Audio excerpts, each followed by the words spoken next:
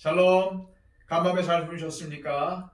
오늘도 하나님께서 우리에게 새로운 생명과 기회를 주셨습니다. 오늘도 복된 날, 하나님과 동행하며 살아가시는 귀한 날이 되시기를 원합니다. 기도하겠습니다. 아버지 하나님, 우리에게 새날을 주시고 새 생명을 주심을 감사드립니다. 하나님께서 주신 새날, 하나님 앞에 예비함으로 이 하루를 시작합니다. 아버지 하나님, 우리 모두에게 복을 내려 주옵소서. 하나님과 함께 더불어 행복하게 하여 주옵소서. 오늘도 기쁨으로 살며 하나님을 찬송하게 하여 주옵소서.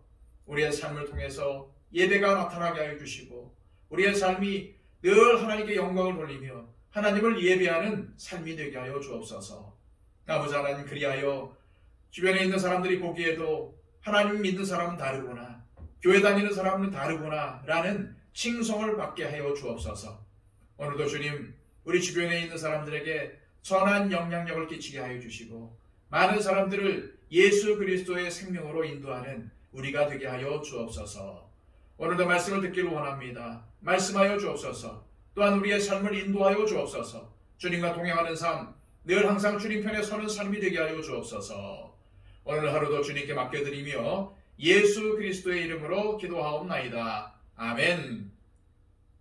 다 함께 찬송가 449장 찬양 드립니다.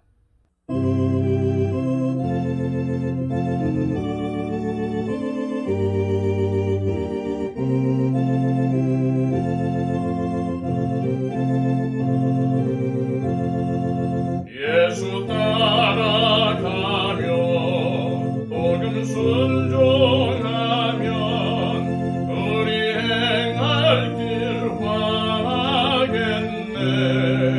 주를 의지하며 순종하는 자를 주가 늘 함께 하시리라.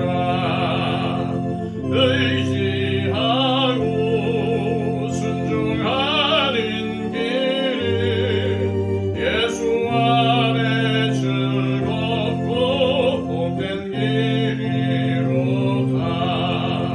해를 당하거나 우리 고생할 때 주가 위로해 주시겠네. 주를 의지하며 순종하는 자를 주가 안위해 주시리라. 의지하고 순종하는 길은 예수 안에 즐겁고 복된 길이로다. 남의 짐을 지고 슬픔 위로하면 주가 상급을 주시겠네. 주를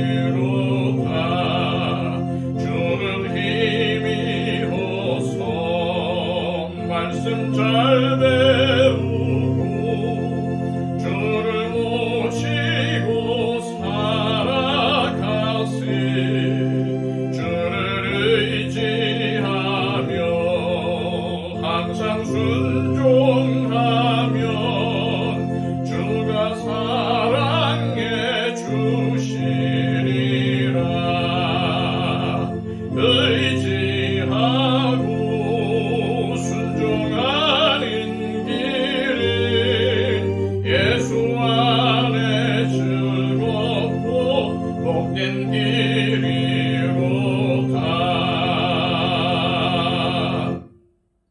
이 시간 우리에게 주시는 하나님의 귀한 말씀은 신약성경 고린도후서 6장 4절에서 10절까지의 말씀입니다.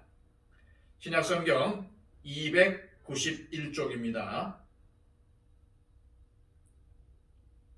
오직 모든 일에 하나님의 일꾼으로 자천하여 많이 견디는 것과 환난과 궁핍과 고난과 매맞음과 갇힘과 난동과 수고로움과 자지 못함과 먹지 못함 가운데서도 깨끗함과 지식과 오래 참음과 자비함과 성령의 감화와 거짓이 없는 사랑과 진리의 말씀과 하나님의 능력으로 의의 무기를 좌우에 가지고 영광과 욕됨으로 그러했으며 악한 이름과 아름다운 이름으로 그러했느니라. 우리는 속이는 자 같으나 참되고 무명한 자 같으나 유명한 자요 죽은 자 같으나 보라 우리가 살아있고 징계를 받는 자 같으나 죽임을 당하지 아니하고 근심하는 자 같으나 항상 기뻐하고 가난한 자 같으나 많은 사람을 부유하게 하고 아무것도 없는 자 같으나 모든 것을 가진 자로다. 아멘. 바울은 하나님의 일을 맡은 직분자로 그의 사역으로 인해 하나님의 영광이 가려지지 않도록 하려고 또한 성도들이 바른 신앙생활을 할 수 있게 하려고 부득불 자신이 이제까지 어떻게 사역을 했는지 밝히기로 결정을 합니다. 우선 바울은 하나님의 일꾼으로서 얼마나 많은 것을 견뎌야 했는지를 밝힙니다. 4절 하반절에서 5절까지의 말씀입니다. 많이 견디는 것과 환난과 궁핍과 고난과 매맞음과 갇힘과 난동과 수고로움과 자지 못함과 먹지 못함 가운데서도 바울의 이 고백은 그가 얼마나 척박하고 어려운 상황 가운데서 사역했는지 알 수 있게 해줍니다. 그는 정말 수없이 참고 인내하면서 직분을 감당했습니다. 계속해서 6절과 7절 말씀입니다. 깨끗함과 지식과 오래 참음과 자비함과 성령의 감화와 거짓이 없는 사랑과 진리의 말씀과 하나님의 능력으로 의의 무기를 좌우에 가지고 그는 도덕적으로도 순결하고 흠이 없도록 하려고 애썼습니다. 또한 하나님을 알아가는 지식과 인내와 친절함을 나타내고자 했고 성령의 감화와 거짓 없는 사랑, 진리의 말씀과 하나님의 능력으로 모든 일을 감당하려고 했습니다. 참으로 그는 사심 없이 순수한 마음으로 하나님과 교회를 섬겼습니다. 계속해서 8절 상반절입니다. 영광과 욕됨으로 그러했으며 악한 이름과 아름다운 이름으로 그러했느니라. 성도들 중에서 바울을 신뢰하며 다른 사람들도 있었지만 그를 모욕하고 비난했던 사람도 많았습니다. 하지만 그는 이 모든 비난과 모욕을 참았습니다. 그러면서 이렇게 밝힙니다. 8절 하반절에서 9절까지의 말씀입니다. 우리는 속이는 자 같으나 참되고 무명한 자 같으나 유명한 자요 죽은 자 같으나 보라 우리가 살아있고 징계를 받는 자 같으나 죽임을 당하지 아니하고. 바울을 대적하던 사람들은 바울이 당한 고난이 바로 하나님의 징계라고 주장했습니다. 바울은 그가 당한 고난이 하나님께서 목촉하신 것이라는 것을 인정합니다. 그러나 바울은 이 고난을 통해서 자신을 더욱 성숙한 직분자로 세워서 많은 사람들을 구원으로 인도하시려는 하나님의 계획이라고 믿었습니다. 바울도 사역하면서 여러 가지로 근심한 적이 있었습니다. 하지만 이렇게 말합니다. 10절 상반절입니다. 근심하는 자 같으나 항상 기뻐하고. 여기서 말하는 근심은 세상적인 근심이 아니라 사도의 직분을 감당하며 겪는 근심이었습니다.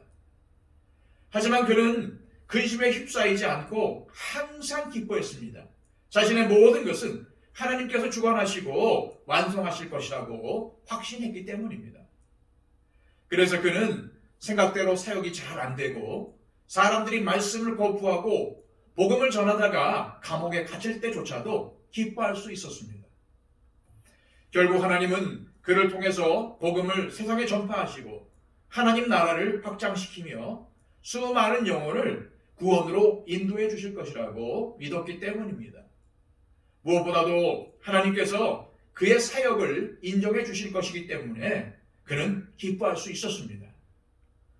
바울은 10절 하반절에서 가난한 자 같으나 많은 사람을 부유하게 하고 아무것도 없는 자 같으나 모든 것을 가진 자라고 했습니다. 그는 고린도 교회를 섬기면서도 천막 만드는 일을 하여 자비량으로 사역을 했습니다. 그러다 보니 사람들이 보기에 가난한 자처럼 보였죠. 하지만 그는 사람들에게 물질이 아니라 모든 것을 부유하게 하는 복음을 선물을 했습니다. 세상적인 시각으로 보면 바울은 돈도 없고 집도 없고 자녀도 없고 권력도 없고 모든 것이 부족해 보였습니다. 그러나 바울은 자신이 사람들이 보기에는 아무것도 없는 가난한 자처럼 보이지만 실상은 모든 것을 가진 자라고 당당히 선포했습니다. 왜 그랬을까요? 장차 주님 안에서 누리게 될 영생의 소망을 품고 있었기 때문입니다. 게다가 하나님이 지금 자신과 함께 하신다고 확신했기 때문입니다. 바울은 직분을 감당하면서 하나님이 계속 은혜를 부어주시고 계시는 것을 경험했습니다. 그래서 그는 모든 것을 가진 자라고 당당히 선포할 수가 있었던 것입니다. 세상적으로 볼 때 바울은 정말 가진 게 별로 없는 가난한 사람이었습니다. 하지만 하나님께서 보시기에 그는 부유한 자였던 것이죠. 이렇게 바울은 자신이 어떻게 사역했는지를 밝혔습니다. 그 이유는 성도들이 자신에 대해 가지고 있었던 부정적인 걸림돌들이 사라지기를 기대했기 때문입니다. 즉, 자신을 세상적인 시각이나 기준으로 보지 말고 하나님의 시각으로 봐달라는 것입니다. 그러면 자신에 대한 오해는 충분히 풀리게 될 것이라고 믿었습니다. 그렇게 되면 바울이 전한 메시지와 섬김을 통해 성도들의 신앙이 잘 자랄 것이고 더욱 하나님께 영광을 올려드릴 수 있을 것으로 확신을 했던 것입니다. 이처럼 우리도 세상의 시선을 의식할 것이 아니라 오직 하나님 앞에서 진실된 마음으로 섬겨야 합니다. 설령 오해가 있고 어떤 문제가 생기더라도 세상적인 기준으로 서로를 평가하면서 다투고 분열하지 말고 믿음의 눈으로 정직하게 자신을 돌아보며 하나님의 진리 앞에 한 걸음 더 나가야 합니다. 우리는 본문에서 바울이 얼마나 직분을 소중히 여겼는지 알 수 있습니다. 그는 복음을 전하는 자신의 직분이 모세의 직분보다도 더 영광스럽다고 할 정도였습니다. 이것은 교만이 아니었습니다. 그만큼 그에게 맡겨진 직분이 얼마나 중요하고 소중한지를 알았기 때문에 그 직분을 소중히 여겼던 것입니다. 그리고 하나님께서 맡기신 직분이 소중하고 또한 중요한지 알았다면 그 직분에 합당한 행동을 취해야 합니다. 그래서 바울은 자신의 직분이 비방을 받지 않게 하려고 그 누구에게도 흠이 될 만한 일을 하지 않았던 것입니다. 또한 우리는 바울이 얼마나 사심없이 순수한 마음으로 직분을 감당했는지 배워야 합니다. 바울은 교회를 자신의 성공이나 업적이나 자랑의 수단으로 삼지 않았습니다. 교회의 주인은 하나님이시고 하나님이 교회를 주관하시고 세워가시기 때문입니다. 이렇게 그가 직분을 감당할 수 있었던 것은 오직 하나님께만 기쁨을 드리려는 순수한 동기 때문이었습니다. 세상의 기준이나 시각이 아니라 오직 하나님의 시각과 기준이 중요했습니다. 그렇기 때문에 자신은 아무것도 없는 자 같으나 모든 것을 가진 자라고 당당히 밝힐 수 있었고 고단하고 힘든 사역의 길을 계속해서 감당할 수 있었던 것입니다.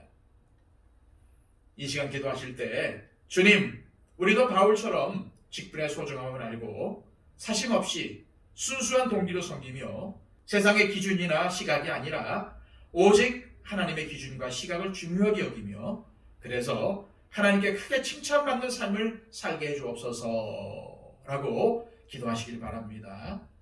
그리고 함께 신앙생활하는 우리 지체들을 위해서 기도해 주었으면 좋겠습니다. 몸이 연약한 분들, 병중에 있는 분들을 위해서 중보해 주십시오. 박영채 집사님, 이복진 권사님 건강을 위해서 중보해 주시기를 바랍니다. 그리고 여러 가지 어려움과 고난 가운데 있는 성도들도 있습니다. 하나님께서 도와주시고 시온의 대로를 열어달라고 중보해 주시기를 바랍니다. 또한 여러 가지 기도 제목과 소망을 가지고 기도하는 분들도 계십니다.